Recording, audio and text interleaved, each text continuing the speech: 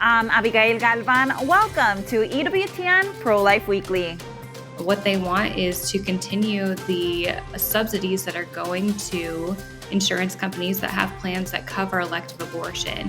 Abortion in the Affordable Care Act, a major sticking point in the government shutdown. We have expert analysis. The government should never censor the private counseling conversations of a counselor with their client. A U.S. Supreme Court case centers on freedom of speech between therapists and their patients, what it means for parental rights. Becoming a Catholic was the most healing thing that I did to recover from abortion. And one woman shares how she overcame the trauma of abortion through the love of Jesus Christ.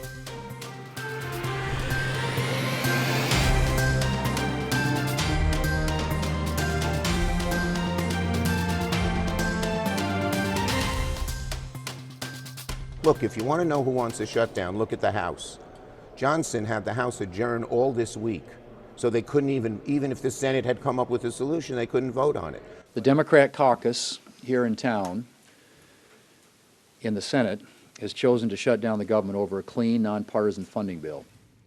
The government shutdown has begun after Congress failed to strike an agreement by the deadline of midnight on Tuesday. The Senate rejected the House-passed GOP bill to extend funding to November 20th. Without a deal, some 750,000 federal workers will be furloughed. A major sticking point of the impasse revolves around the Affordable Care Act. Democrats are demanding funding for health care subsidies that are expiring for millions of people under the Affordable Care Act, or ACA. They want to embed abortion and gender ideology into the U.S. healthcare system, and they want taxpayers to fund it permanently. It's a move the Republicans don't agree with. Right now, the Affordable Care Act is still funded through the end of the year. Kelsey Pritchard, the political communications director of Susan B. Anthony Pro-Life America, has been following what is happening on Capitol Hill. Kelsey, thank you so much for joining us. Thanks for having me. And Kelsey, the ACA is the center of this fight. Despite the shutdown, it will be funded to the end of the year. Can you weigh in on what is happening right now? Yeah, the ACA has really been a major sticking point between the Democrats and Republicans. And what the Democrats are demanding is, quite frankly, ridiculous. What they want is to continue the subsidies that are going to insurance companies that have plans that cover elective abortion. Even though 60% of Americans don't agree with taxpayer-funded abortion, they're trying to make that go on into the future and with no end in sight. And we're really grateful the Republicans have been standing strong on that point and as a whole on this in this whole situation. Now, Kelsey, the Hyde Amendment is a provision that has been added to every spending bill over the last 4 decades, ensuring that no taxpayer dollars will directly fund abortion. How can we have the Hyde Amendment and yet still fund abortions through the ACA? So the Democrats were really crafty when they passed Obamacare a few years ago. And a lot of people don't know this, but what they did was they created this workaround in Obamacare that essentially still allows subsidies to go to plans that fund elective abortion. They did that by creating a separate funding stream. And they even stripped the ability for us to know how many abortions these plans have paid for with the help of our money. And so there's no transparency whatsoever. And the Hyde Amendment, of course, is very important to our country. The Charlotte Lozier Institute just came out with a report yesterday on the 49th anniversary of the Hyde Amendment showing that 33,000 babies were saved just last year alone because of the Hyde Amendment. So we need that applied equally across all federal policies, and it's very important that if they continue the ACA subsidies, that they make sure that Hyde is included in that. Now, the big beautiful bill ended Medicaid funding to abortion providers, a big win. Yet we're still funding abortion through the ACA. How does that fight relate to this one? Well, what we saw during our defunding efforts to stop the Medicaid funding from going to abortion businesses like Planned Parenthood in this country is that people, even people center or even some on the left, even those who call themselves pro-choice, they do not want taxpayers to have to fund abortions and have to fund abortion businesses. So just like with that fight, with this one, it's the popular thing to stop this kind of practice, to stop the American taxpayers from having to pay for elective abortions. And we think this is something that it should be a common sense principle for people. Now, thankfully, we're seeing a lot of success with the funding measure so far. We've had 42 Planned Parenthoods that have closed or will close by the end of this year. So we're hoping that Republicans stay strong, and based on our conversations with members and staff, we really believe they will, and that they're bought in and making sure that if subsidies do pass, the Hyde Amendment will be applied here. Kelsey, thank you for being with us today. Thank you. God bless. Pope Leo XIV has weighed in on the controversy over Chicago's Cardinal Blase Cupich's plans to honor a U.S. senator who supports legalized abortion. Cupich planned to honor Democratic U.S. Senator Richard Durbin with a Lifetime Achievement Award for his work surrounding immigration policy, despite the senator's pro-abortion record. EWTN News asked the Holy Father about the controversy earlier this week. Someone who says I'm against abortion but says I'm in favor of the death penalty is not really pro-life. So someone who says that I'm against abortion but I'm in agreement with the inhuman treatment of immigrants who are in the United States, I don't know if that's pro-life. Pope Leo did say it is important to look at the overall work a senator has done throughout his or her career. Amid the controversy, Cardinal Cupich issued a statement saying that Senator Durbin has decided to not receive the award. A new shield law will protect doctors in California who prescribe the abortion pill. California Governor Gavin Newsom signed legislation that allows doctors to anonymously mail mifepristone to patients out of state. The law not only protects doctors from out-of-state lawsuits, it also safeguards access to chemical abortion drugs, even if the Food and Drug Administration revokes its approval. The legislation took effect immediately after it was signed last Friday.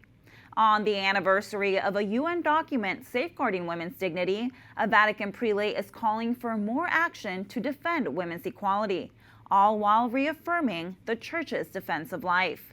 Archbishop Paul Gallagher noted that the dignity of women cannot be achieved without respecting all human life, especially the fragile, unborn, and elderly. In the address, Gallagher raised concerns about the prevalence of women suffering from violence and poverty, and called for access to greater health care and education. The new term of the Supreme Court has begun, and there are several cases that EWTN Pro-Life Weekly will be following. These include Childs v. Salazar, a case that touches on conversion therapy. We'll dive into that in just a few moments. We'll also be keeping an eye on Ham v. Smith, a case centering around intellectual disabilities and the death penalty, and Bow v. the United States. This case seeks to ensure that federal prisoners have the opportunity to challenge their own convictions. Turning back to the first case we mentioned, Childs v. Salazar, this case centers on the constitutionality of Colorado's ban on conversion therapy, or efforts to treat issues relating to gender identity, gender roles, and sexual attraction. The case was filed by Kaylee Childs, a licensed counselor and practicing Christian who argues that the law violates her First Amendment rights to free speech and to freely exercise her religion. Alliance Defending Freedom is representing Kaylee Childs in this case. I spoke with senior counsel and director of Center for Parental Rights of ADF about the implications this case could have nationwide. Kate, Colorado has had this ban that prohibits conversion therapy on patients under 18 since 2019. The U.S. Court of Appeals upheld the ban, reasoning that the law regulates professional conduct, not free speech. What are your thoughts? Well, the government should never censor the private counseling conversations of a counselor with their client. And they shouldn't tell clients what goals they can and cannot try to reach in counseling. But that's exactly what this ban does. Under the guise of conversion therapy, it's really telling counselors what they can talk about with minor children who are struggling with their gender identity. And these are kids who really need the help of open private conversations that they want to be a part of with these counselors, and yet the government is keeping them from getting those. Now, conversion therapy is controversial. How long has Kaylee Childs been offering this to her patients, and what has been the impact? All that Kaylee Childs, our lovely counseling client, offers to her clients is voluntary private conversations in the counseling room. The government has used the term conversion therapy to try to bring up ideas of other kinds of conduct, but what we're talking about here is counseling conversations, just speech. Speech that this client wants to get. And so Kaylee wants to be able to work with kids who are struggling with their identity, who want to become comfortable in their own bodies. And that's what Colorado bans. It says that if she has these conversations with these struggling kids, she has to push them towards transition rather than have open conversations that can help them realign with their biological sex, even though that's what these kids are wanting. And Kate, can you tell us, what does this case mean for parental rights?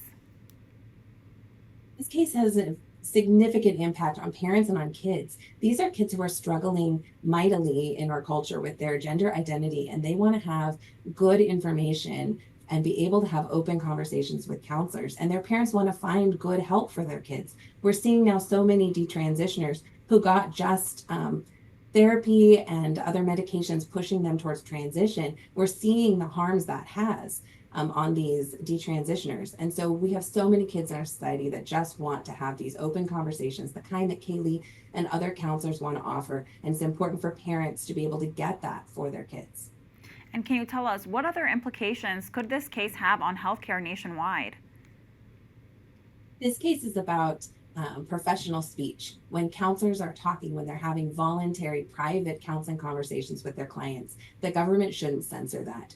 So that can become an issue in other professional contexts, but we're talking about the government not stepping in and telling clients what conversations they can have with the professionals that they hire. And that's something that should be important to all of our citizens, no matter what they think about this particular issue.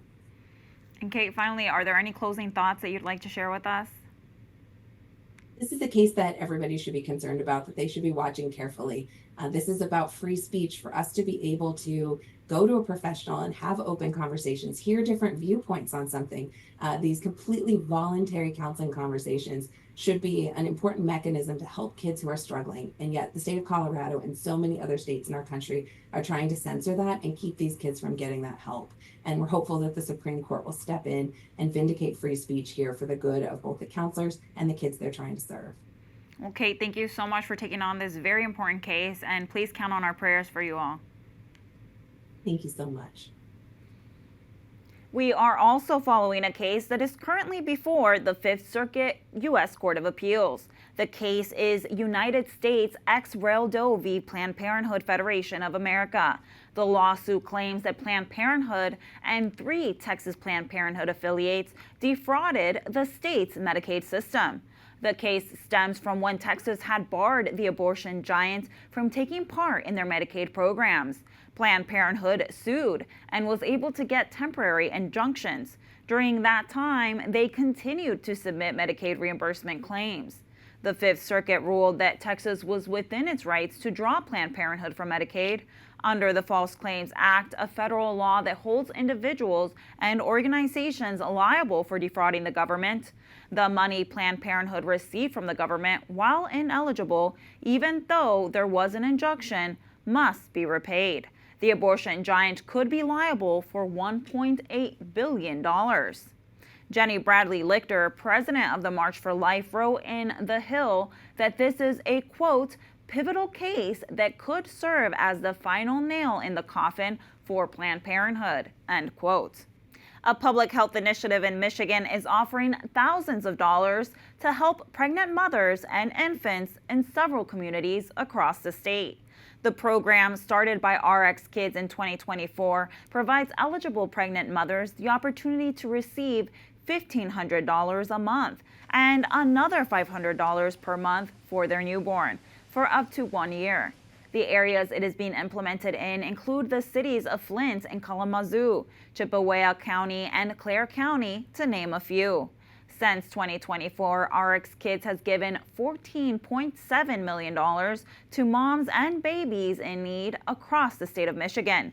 Nearly 3,500 families have enrolled in the program, and more than 2,700 babies have been born with the support of RX Kids.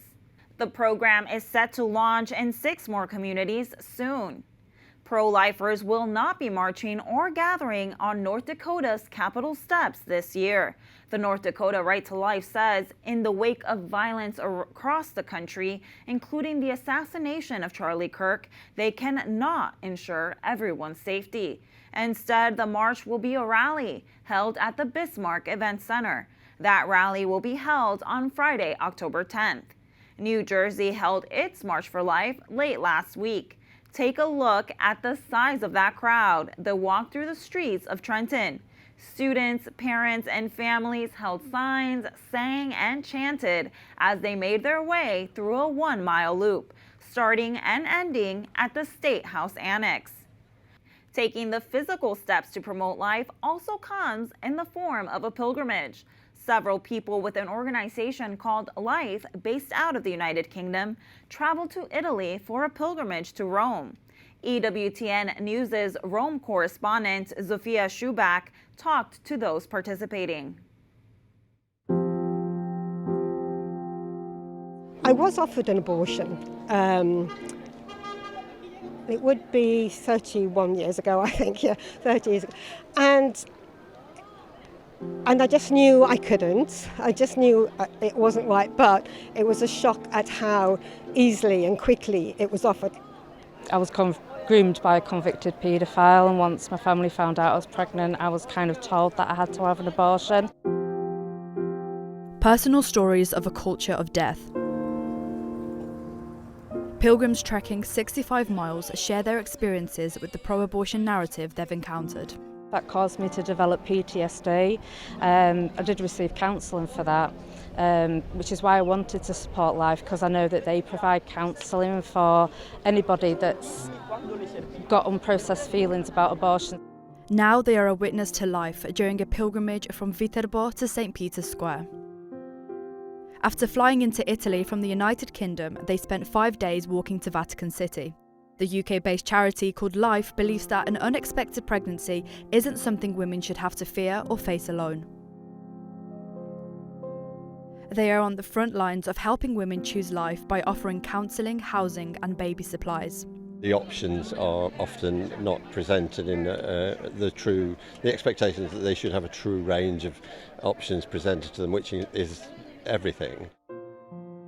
When Julia found out there were health issues with her baby, abortion was immediately offered. Because it was, all right, there's a problem with your baby. Do you want an abortion? We can give you, not do we want one? We can give you one. The expectation was to have one. But she chose life, and she is thankful she did, despite the short life of her baby boy. I was so pleased he had a life, and I think that's what, you just got to go with, why not have life, even if you know that someone's going to die, because it's special, it's wonderful. For more than 50 years, the organisation has offered support and reminds women that there is always a better alternative to abortion. There is support available. It's non-directional counselling and physical support. There are life houses which are established in order to allow women to come in to the house with their newborn babies. Very important work. Rebecca says she was able to overcome the trauma of having an abortion at just 15 years old with the help of counselling and ultimately the love of Jesus Christ.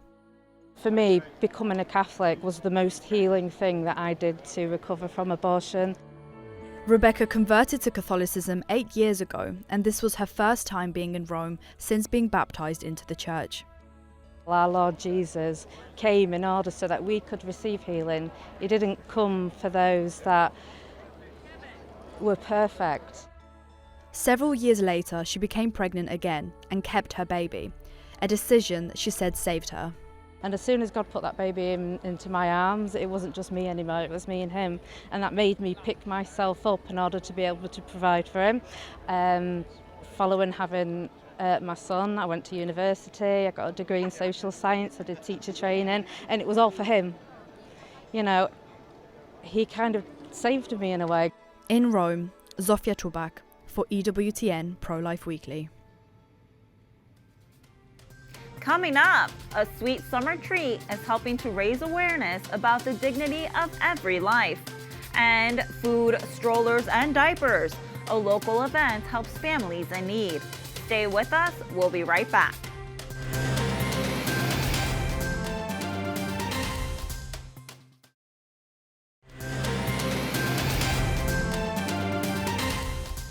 The March for Life has officially announced the theme of the 2026 March, and it is Life is a Gift. March organizers say this year's theme is an invitation for people to rediscover the beauty and goodness of life and to cherish and celebrate life. We air the entire march right here on EWTN. Be sure to tune in on Friday, January 23rd, 2026 for full coverage. A program in the Washington, D.C. area is helping single mothers in need by providing clothes, diapers, and even toys. And the best part, it's all for free. The initiative is called Nana's House. Throughout the year, they help lift up families with various donations and community events. This time, mothers were able to shop for clothing, shoes, strollers, and more at a local church. More than 100 moms and families participated. A homemade ice cream shop has helped create more than 160 jobs for people with special needs. Howdy Homemade Ice Cream is in 7 cities across the United States. I had the chance to speak with their president, Jeff Scheffelbein. He shared with me how Howdy has made an impact on the special needs community. Jeff, thank you so much for joining us today. Please tell us about Howdy Homemade Ice Cream. What is so special about this ice cream shop? This ice cream shop is unlike any other place I'd ever visited. This is super premium ice cream at a shop that was started here in Dallas, Texas, and it's made with incredible ingredients. The flavors are amazing, but that's not what keeps bringing people back. It's that Howdy Homemade is a place that we employ special needs adults, and not just behind the scenes or making the ice cream, but we have folks with IDDs, intellectual and developmental disabilities, that open the store, run the store, manage the store, run the cash register. So we're really giving this front of house job opportunity to folks that might otherwise not get that. That's incredible. Now, I saw that the Howdy mission is to reshape the way society views individuals with unique disabilities through our unwavering dedication to hiring, training, and commitment to leadership and advancement. How does Howdy live out this mission? I see it every day in the way that we embrace that people have abilities. We just need to figure out how they can uniquely be used within our organization. I'm a new entrant into this group, so I'm catching up to the folks who started it. But I watch every day that instead of saying somebody can't do something or they'll never be able to do something, the question is, how can we help them to play their part in that piece of the job, or in going and doing catering, or even just representing our brand? So it's one-on-one, very intentional coaching, love, and care that then turns into dignified work, and our employees love it. They smile and say howdy to everyone walking in the door. That's incredible. Now, you have 7 shops across the country. That's very impressive. Was franchising this ice cream shop always part of the long-term plan? It was, and what we've actually found is we have a really neat moment in this 10-year history of Howdy to go deeper into the company-owned stores and really build out the strength of the brand really around Dallas-Fort Worth over the next couple of years, and then throughout Texas, so that a few years from now, we'll be able to bring a better package to all the franchisees out there. Our franchisees are awesome. We want to provide even more opportunity to train people. So that's why the teams have grown tremendously on the corporate side, so we can build out this model that someday may be way past ice cream. Maybe there's just the Howdy way, and we're doing all sorts of neat and incredible opportunities for people to have good employment. How can those who are interested in bringing the Howdy mission to their hometown get in touch? Yeah, check us out online, howdyhomemade.com. We would love to have that conversation. Thank you, Jeff. That does it for this edition of EWTN Pro-Life Weekly. Be sure to like and follow us on our social media channels. You can find us at EWTN Pro-Life on X, Facebook, and Instagram. And sign up for our newsletter, The Pro-Life Pulse, EWTN.com/pro-life. Remember, life is a gift. Your life is a gift. God bless.